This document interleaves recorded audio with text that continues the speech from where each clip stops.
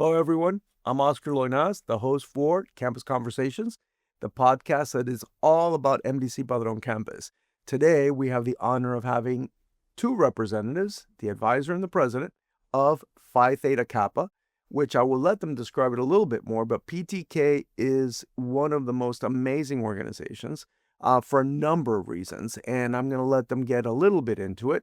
So I want to introduce first our current president, which is Hilary Ramirez, fresh off of an election not too long ago, and the advisor, Dr. Diego Tibaquira, who has been working with PTK for many years now. But so the first thing that I want you to talk about is what is PTK and what does PTK do?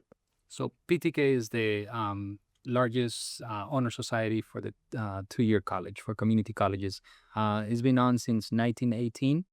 And the one difference between PTK and other honor societies is that PTK is the all-inclusive honor society. So what that means is any field, English, communication, history, anybody can become a member. Other organizations have honor societies that are very descriptive: math honor society, history, chemistry, biology.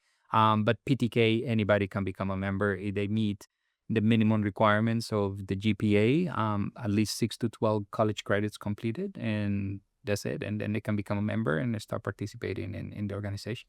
How did you become interested in PTK? Well, first, I was not going to apply until one of my best friends, Eliani Zarzola, told me that you're more than capable of being able to make an impact in there. So you should try. And I tried. And the rest is history, as they say, Yes. right? Yes. So when you say you apply, right? I guess that's a good question. You have to fill out an application. There's a process, or you just show up at Student Life and say, I want to be part of PTK. How does that work? There's a couple of different ways, but from my part, as the advisor, I send out about 1,000 to 2,000 emails every semester to all the students that come to our campus that are pros that can become members. They have the minimum requirements. And then from there, most of the times to start a conversation into, is this a real thing? Is this fake? Is this a spam? And then kind of explaining to them what it is, what it does, and the opportunities that it opens. In that sense, that's how it goes. Hillary is part of the Honors College Dual Language Program at the Padron campus. I'm a former lead faculty and I work closely with the Honors College. So through that, the students get to know what PTK is, not only from this year, from the previous years and the work that we have done. So from there, the students kind of get to know PTK. I get students that come to this campus now, recommended by somebody else. And the first thing they tell me is go become a PTK member because it opens up a lot of different opportunities.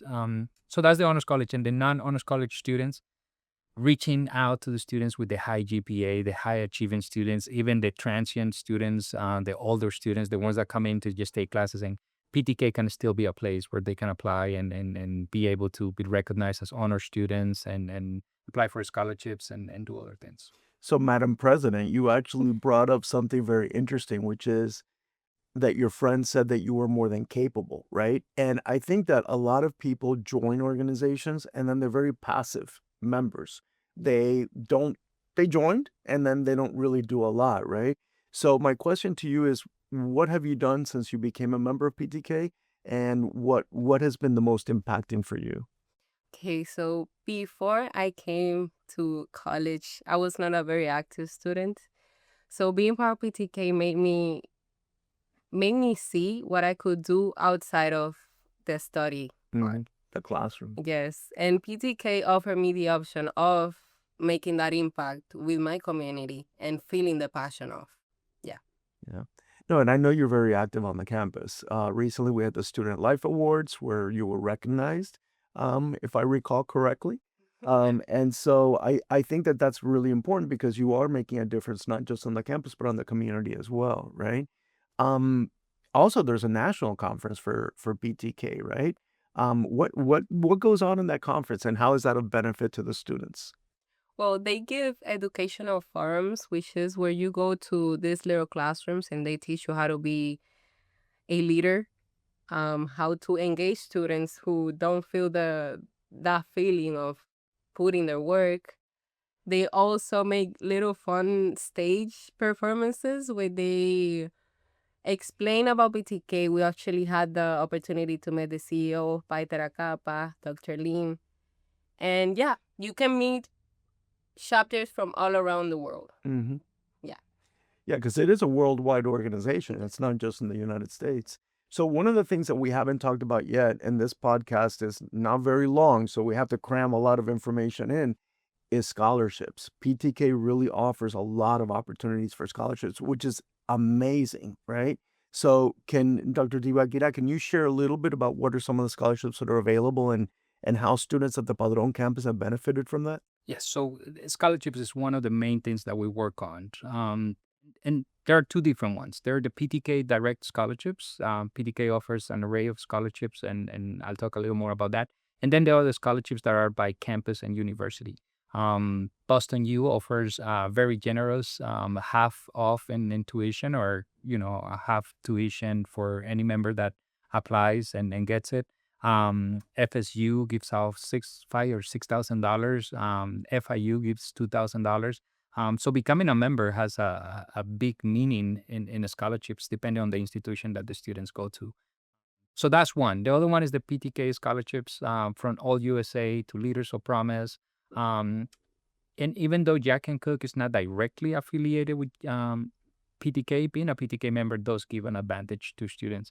And at the Padrón campus, we had a current rate of success since 2014, in which the campus has landed 7 All USAs, 7 All Century Scholars. And now, we just found out today, added to the list, we had 18 Jack and Cook winners since 2014. That's wonderful. So we work really hard, but the work starts while we're getting a student getting an award. Like this year, we were in Nashville. The students back here on campus were already setting up workshops and working with the next year group. And somebody that I want to recognize is Professor Richmond. He's our scholarship writing advisor. And for now, he's already working on the scholarships for next year and how do we put the workshops and how do we help the students write them and everything else. So in that sense, that's kind of how the continuity works. But we don't have to convince the students anymore that there's scholarships out there, because they see the students that just receive an array of scholarships as you saw this year, Yep. that it is doable and anybody can get there if they apply. So thank you. So as we wrap up, one final thought. I know that you have project, the Honors in Action. Is that Yeah. the name? So Honors in Action. What is your theme for this year? Our theme for this year is Sparking Cancer, which stands for survivorships, prevention, awareness, and kindness. Wonderful. And what are you going to be doing? Raising awareness about cancer and the impact of cancer? Yes, we're going to be hosting workshops, health fairs, and educating our students. All right. This is your first step, right? Yes. All right. Well, I want to thank you both for being here today and for sharing such valuable information. Thank you all for joining us, and I hope you join us on the next Campus Conversations. Have a good one.